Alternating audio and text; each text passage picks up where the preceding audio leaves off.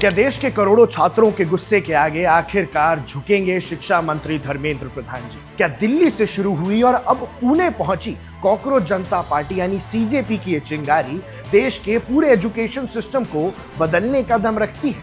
आज हम बात कर रहे हैं एक ऐसे आंदोलन की जो सिर्फ कुछ 100 छात्रों का प्रदर्शन नहीं है, बल्कि देश के लाखों परिवारों के उस भरोसे की लड़ाई है जो नीट और सीबीएसई की धांधलियों के बाद टूट चुका है।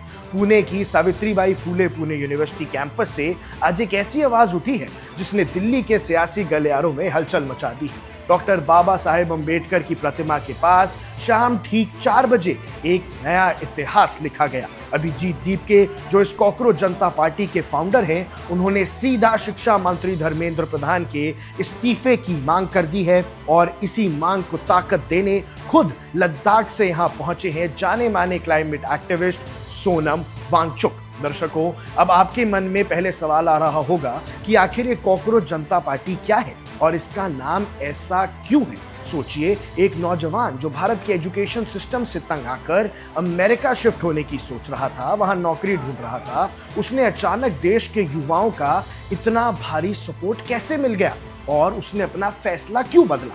अभिजीत दीपके ने विदेश जाने का प्लान छोड़ा और फैसला किया कि वो सिस्टम की गंदगी से भागेगा नहीं, बल्कि इसे साफ करेगा। सीजेपी का कहना है कि जैसे कॉकरोच हर मुश्किल हालात में सरवाइव कर जाता है, वैसे ही देश का एक आम छात्र हर धांधली, हर पेपर लीक और हर नाइंसाफी को झेलकर भी जिंदा है। लेकिन अब पानी सर के ऊपर जा चुका है और ये गुस्सा अचानक नहीं भड़का है। इसके पीछे 2 बहुत बड़े कारण हैं। पहला, नीट यूजी परीक्षा में हुआ पेपर लीक, जिसने मेडिकल की तैयारी करने वाले लाखों छात्रों की सालों की मेहनत पर पानी फेर दिया, और दूसरा सीबीएसई का ओएसएम यानी ऑन स्क्रीन मार्किंग इवैल्यूएशन रो, जिसने कई छात्रों के रिजल्ट्स पर सवालिया निशान खड़े कर दिए। अब प्रेस कॉन्फ्रेंस में जब अभिजीत दीपके से पूछा गया था कि वो आम आदमी पार्टी की राह पर तो नहीं चल रहे, क्या सीजेपी एक पॉलिटिकल पार्टी बनने जा रही है, तो इनका जवाब बहुत मैच्योर था। उन्होंने कहा था कि वो दूसरों की गलतियों से भी सीखेंगे और अपनी गलतियों से भी, लेकिन उनका मकसद साफ है, एक ऐसा मैनिफेस्टो तैयार करना जो देश भर में पेपर लीक को हमेशा के लिए खत्म कर दे और एजुकेशन सिस्टम को रिफॉर्म कर दे।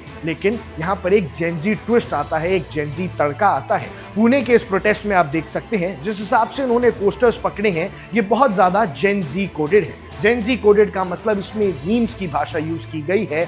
कुछ ऐसे शब्द हैं कि भैया तुमसे ना हो पाएगा, जो सारी लैंग्वेज जेनजी यूज करता है, जो सारा मीम कल्चर है, उसी को आवाज बनाकर पुणे में ये आंदोलन चल रहा है। और अब इस आंदोलन से जो वीडियोस आ रही हैं वो हिला के रख देने वाली है, क्योंकि शुरुआत में ये अंदाजा लगाया जा रहा था कि यहाँ पर ज्यादा लोग नहीं पहुंचेंगे। एक तो 4 बजे ये प्रोटेस्ट रखा गया, दोपहर के बाद ये प्रोटेस्ट रखा गया, लेकिन भैया पुणे स्टूडेंट्स का गढ़ है। यहाँ कई सारे स्टूडेंट्स बरसों से मेहनत कर रहे हैं और वो सब आकर अब कॉकरोच जनता पार्टी के समर्थन में खड़े हैं। इस आंदोलन की सबसे बड़ी खूबसूरती ये है कि ये किसी एक विचारधारा का नहीं है। ये असीम सरोदे और विशंभर चौधरी जैसे बड़े सोशल एक्टिविस्ट ने इसे अपना समर्थन दिया है। सोनम वांगचुक का इस प्रदर्शन में शामिल होना यह दिखाता है कि ये लड़ाई अब सिर्फ पुणे या महाराष्ट्र की नहीं, बल्कि एक पूरा नेशनल इशू है। लेकिन रास्ता इतना आसान नहीं है। सीजेपी का आरोप है कि सरकार उनकी आवाज को दबाने की कोशिश कर रही है।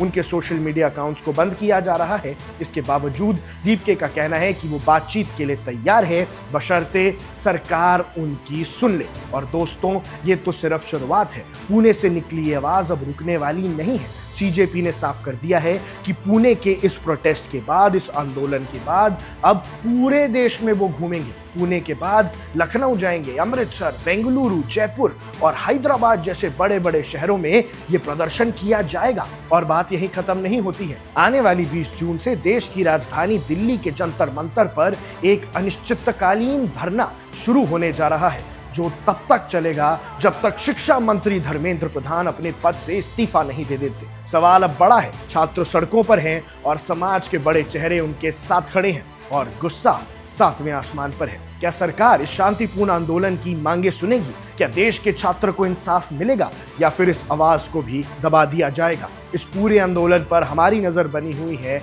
और आपकी जो भी राय है हमें कमेंट सेक्शन में जरूर बताइएगा। आप देख रहे हैं वन इंडिया, मैं हूं आकुश Kaushik. Subscribe to One India and never miss an update. Download the One India app now.